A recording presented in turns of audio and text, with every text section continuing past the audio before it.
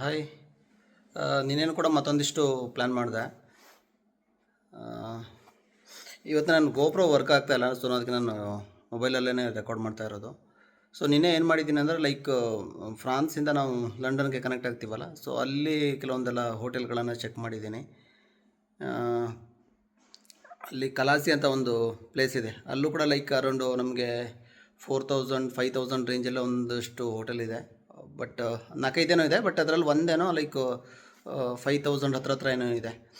ಇನ್ನೊಂದು ಅಲ್ಲಿ fairy cross ಆದ ನಂತರ ನಮಗೆ ಡೈರೆಕ್ಟಾಗಿ ಅಲ್ಲಿ ಲಂಡನ್ ರೀಚ್ ಆಗಲಿಕ್ಕೆ ಐ ಥಿಂಕ್ ಟೈಮ್ ತೊಗೊಳ್ತಾ, ಐ ಥಿಂಕ್ 250 ಕಿಲೋಮೀಟರ್ ಏನೋ ಆಗುತ್ತೆ, ಸ್ವಲ್ಪ ಡಿಸ್ಟೆನ್ಸ್ ಜಾಸ್ತಿ ಇದೆ. ಸೊ ಯಾಕಂದರೆ ಇಲ್ಲಿ ಕ್ರಾಸ್ ಮಾಡಲಿಕ್ಕೇ ಸುಮಾರು ಟೈಮ್ ತೊಗೊಳುತ್ತೆ. ಯಾಕಂದರೆ ಇಲ್ಲಿ ಇಮಿಗ್ರೇಷನು ಪ್ಲಸ್ಸು ಆಮೇಲೆ ಫೇರಿ ಟೈಮ್ ಇರ್ತಾರೆ, ಐ ಥಿಂಕ್ 4-5 ಅವರ್ಸ್ ಏನೋ ತೊಗೊಳುತ್ತೆ ಅನಿಸುತ್ತೆ. ಅದಾದಮೇಲೆ ಮತ್ತೆ ಅಲ್ಲಿ ಡ್ರೈವ್ ಮಾಡೋದು ಕಷ್ಟ ಆಗುತ್ತೆ ಅಂತ ಹೇಳ್ಬಿಟ್ಟು ಅಲ್ಲಿ ಡೋವರ್ ಅಂತ ಪ್ಲೇಸ್ ಇದೆ, ಸೊ ಅಲ್ಲೇ ಸ್ಟೇ ಮಾಡಬೇಕಾಗುತ್ತೆ ಅವತ್ತು, ಸ್ವಲ್ಪ ಈಸಿ ಆಗುತ್ತೆ. ಸೊ ನೆಕ್ಸ್ಟ್ ಡೇ ಅಲ್ಲಿಂದ ಹೋಗ್ಬೋದು. ಅಲ್ಲೂ ಕೂಡ ಹೋಟೆಲ್ಗಳು ಸುಮಾರು ಒಂದು 3500-4000ಗೆ ಸಿಗುತ್ತೆ, ಅದೇನು ತುಂಬ ಏನೋ ಕಾಸ್ಟ್ಲಿ ಏನೋ ಆಗೋಲ್ಲ. ಆಮೇಲೆ ಇನ್ನೊಂದು ಏನು ಮಾಡಿದ್ದೀನಿ ಅಂದರೆ ಕೆಲವೊಂದು ಸಿಟಿ ಇರುತ್ತಲ್ಲ, ಸೊ ಸಿಟಿಯಲ್ಲೇ ರೂಮ್ ಮಾಡಿದ್ದೇನೆ. ಸೊ ಸಿಟಿಯಿಂದ ಸ್ವಲ್ಪ ಹೊರಗಡೆ ರೂಮ್ ಥರ ಬುಕ್ ಮಾಡಿದರೆ ನಮಗೆ ಸ್ವಲ್ಪ ಕಾಸ್ಟ್ ಕಡಿಮೆ ಆಗುತ್ತೆ. ಸೊ ಆ ಥರದ್ದೇ ಒಂದಿಷ್ಟು ಚೆಕ್ ಮಾಡಿದ್ದೇನೆ ಕೆಲವೊಂದು ಸಿಟಿಗಳಲ್ಲೆಲ್ಲ. ಯಾಕಂದರೆ ಮೇನ್ ಸಿಟಿನಲ್ಲಿ ನೀವು ಇದು ಮಾಡಿದ್ರೆ ಸುಮಾರು ಒಂದು ಕಾಸ್ಟ್ಲಿನೇ ಇರುತ್ತೆ. ಸೊ ಅದಕ್ಕೆ ನಮಗೇನು ಆದಷ್ಟು ನಾವು ಕಾಸ್ಟನ್ನು ಕಡಿಮೆ ಮಾಡಬೇಕು. ಆಮೇಲೆ ಇಂಡಿಯಾದಿಂದ ಅಲ್ಲಿ ಲಂಡನಿಂದ ರಿಟರ್ನ್ ಬರಬೇಕಿದ್ರೆ ಫೋರ್ಟ್ ಇರುತ್ತಲ್ಲ, ನಾವು ಕಾರನ್ನು ಕಳಿಸ್ಬೇಕಿದ್ರೆ, ಸೊ ಅದನ್ನು ಪ್ಲೇಸನ್ನು ಐಡೆಂಟಿಫೈ ಮಾಡಿದ್ದೀನಿ ಅಲ್ಲಿ. ಅದು ಐ ಥಿಂಕ್ ಅದನ್ನು ಒಂದು 30-40 ಕಿಲೋಮೀಟರ್ನೂ ಆಗುತ್ತೆ.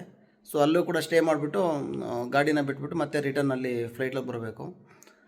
ಸೊ ಅದು ಒಂದು ಹುಡುಕಿಟ್ಟಿದ್ದೀನಿ. ಆಮೇಲೆ ಅಲ್ಲಿಂದ ಶಿಪ್ಪಿಂಗ್ ಕಂಪ್ನಿ ಇನ್ನೊಂದು ಲಾಸ್ಟ್ ಟೈಮ್ ಯಾವುದೋ ನೋಡಿದೆ, ಅದು ಮರ್ತೋಗಿದ್ದೀನಿ. ಇವಾಗ ಮತ್ತೆ ಅದನ್ನು ಎಲ್ಲೋ ನೋಟ್ ಮಾಡಿ ಇಟ್ಕೋಬೇಕು. ಸೊ ಇವಾಗ ಐ ಥಿಂಕ್ ಶೇರ್ ಮಾರ್ಕೆಟ್ ಮತ್ತೆ ಡೌನ್ ಹೋಗಿಬಿಟ್ಟಿದೆ, ಏನೂ ಗೊತ್ತಿಲ್ಲ ಹಿಂಗಾಗುತ್ತೆ ಅಂತ ಹೇಳ್ಬಿಟ್ಟು. ಸೊ ಅದಕ್ಕೆ ಫುಲ್ ಸ್ಟಾಪ್ ಮಾಡಿಬಿಟ್ಟಿದ್ದೀನಿ, ನಾನು ಯಾವುದೋ ಒಂದು ಟ್ರೇಡ್ ಮಾಡಲಿಲ್ಲ ಇವಾಗ. ಸೊ ಇವಾಗ ಏನು ಮಾಡ್ತಾಯಿದ್ದೀನಿ ಅಂದರೆ ಈಗ ಲ್ಯಾಪ್ಟಾಪ್ ತೊಗೊಳೋಕ್ಕೆ ನನಗೆ ಅಟ್ಲೀಸ್ಟ್ ಒಂದು 40-50,000 ಆಗುತ್ತೆ. ಸೊ ಅದು ಸುಮ್ಮನೆ ಅದು ವೇಸ್ಟ್ ಅಂತ ಹೇಳ್ಬಿಟ್ಟು ನನ್ನ ಹತ್ರ ಇದೆ ಇವಾಗ ಲ್ಯಾಪ್ಟಾಪು, ಬಟ್ ಅದಷ್ಟೊಂದೇನೋ ಸ್ವಲ್ಪ ಸ್ಲೋ ಇದೆ. ಸೊ ಇನ್ನೂ ಹೊಸ ತೊಗೊಳ್ಲಿಕ್ಕೆ ಹೋದರೆ ಅಷ್ಟಾಗುತ್ತೆ. ಸೊ ಅದಕ್ಕೆ ಏನು ಮಾಡ್ತೀನಿ, ಒಂದು ನೋಟ್ಬುಕ್ಕಲ್ಲೇ ಯಾವ್ಯಾವ ಪ್ಲೇಸು ಏನು ಅಂತ ಹೇಳ್ಬಿಟ್ಟು ಎಂಟ್ರಿ ಮಾಡಿಬಿಟ್ರೆ ನಮಗೆ ಅದು ಪರ್ಮನೆಂಟಾಗಿ ಬಿಡುತ್ತೆ. ಯಾಕಂದರೆ ಈ ಎಲೆಕ್ಟ್ರಾನಿಕ್ ಡಿವೈಸ್ ಎಲ್ಲ ನಂಬೋಕ್ಕಾಗಲ್ಲ, ಸೊ ಯಾವ ಟೈಮಲ್ಲಿ ಕೈ ಕೊಡುತ್ತೆ ಅಂತ ಹೇಳ್ಬಿಟ್ಟು. ಸೊ ಇನ್ ಕೇಸ್ ಏನಾದ್ರು ಫಾರ್ ಎಕ್ಸಾಂಪಲ್ ಮೊಬೈಲ್ ಅಂತ ತಿಳ್ಕೊಳ್ಳಿ, ಮೊಬೈಲ್ ಚಾರ್ಜ್ ಇಲ್ಲ ಅಂತ ಹೇಳಿದ್ರೆ ನಾವು ಅದರಲ್ಲಿ ಏನು ಇದ್ರೂ ಕೂಡ ನಾವು ಓಪನ್ ಮಾಡಿ ನೋಡೋಕ್ಕಾಗಲ್ಲ. ಸೊ ನೋಟ್ಬುಕ್ಕಲ್ಲಿ ಏನಾದ್ರು ನಾವು ಬರೆದಿಟ್ಕೊಂಡಿದ್ದಿದ್ರೆ ಸೊ ನಾವು ಯಾವಾಗ ಬೇಕಾದ್ರೂ ಅದನ್ನು ನೋಡ್ಕೊಂಬಿಡ್ಬೋದು.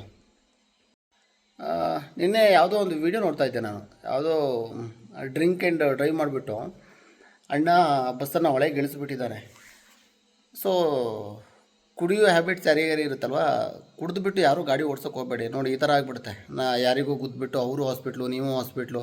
ಸೊ ಅದಕ್ಕೇನು ಮಾಡ್ಬೋದು ಅಂದರೆ ಯಾವುದೋ ಒಂದು ಪ್ಲೇಸಿಗೆ ಹೋಗ್ಬಿಟ್ಟು ಅಲ್ಲಿ ಒಂದು ವಾರ ಬಕೆಟ್ ಹಂಡೆಗಟ್ಟಲೆ ಕುಡಿದ್ಬಿಡಿ, ಯಾರು ಬೇಡ ಅಂತಾರೆ. ಸೊ ಗಾಡಿ ಓಡಿಸ್ಬೇಕಿದ್ರೆ ಯಾರೂ ಕುಡಿಲಿಕ್ಕೆ ಹೋಗಬೇಡಿ. ಸೊ ನೋಡಿ, ನಾಳೆ ನಿಮಗೂ ಪ್ರಾಬ್ಲಮ್ಮು, ನಿಮ್ಮ ಮನೆಯವರಿಗೂ ಪ್ರಾಬ್ಲಮ್ಮು, ಅಲ್ಲಿ ಗುದ್ದವನಿಗೆ ಗುದ್ಸ್ಕೊಂಡವನಿಗೆ ಅವನಿಗೂ ಪ್ರಾಬ್ಲಮ್ಮು. ಸೊ ಏನಕ್ಕೆ ಬೇಕಿದಲ್ಲ. ಸೊ ಅದಕ್ಕೆ ಕುಡಿಬೇಕಾದ್ರೆ ಯಾವುದೋ ಒಂದು XYZ ಪ್ಲೇಸಿಗೆ ಹೋಗಿ ಎಷ್ಟು ಬೇಕೋ ಅಷ್ಟು ಕುಡೀರಿ, ಬೇಕಾದ್ರೆ ಅದರಲ್ಲೇ ಸ್ನಾನ ಮಾಡ್ಕೊಂಬಿಡಿ ಅಷ್ಟೇ. ಇವತ್ತು ನೈಟು ನಾನು ಆಫೀಸ್ ಮುಗಿದ ನಂತರ ಮನೆಗೆ ಹೋಗ್ತಾಯಿದ್ದೀನಿ, ಬೈಕಲ್ಲೇ.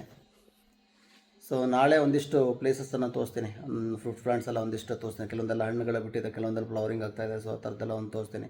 ಸೊ ನಾಳೆ ಸ್ವಲ್ಪ ಇಂಟ್ರೆಸ್ಟಿಂಗ್ ಆಗಿರ್ಬೋದು. ಇಲ್ಲಾಂದರೆ ನಾನು ಇಲ್ಲಿ ಹೊರಗಡೆ ಕೂತ್ಬಿಟ್ಟು ಕುಯ್ತಾ ಇದ್ದರೆ ಬೋರ್ ಹಿಡಿದ್ಬಿಡುತ್ತೆ. ಸೊ ನಾಳೆ ನೋಡೋಣ ಹೊರಗಡೆ. ಐ ಥಿಂಕ್ ಇವತ್ತಿನ ವೀಡಿಯೋದಲ್ಲಿ ಇಷ್ಟೇ ಅನಿಸುತ್ತೆ. ಸಿಗೋಣ ನಾಳೆ. ಬಾಯ್ ಬಾಯ್.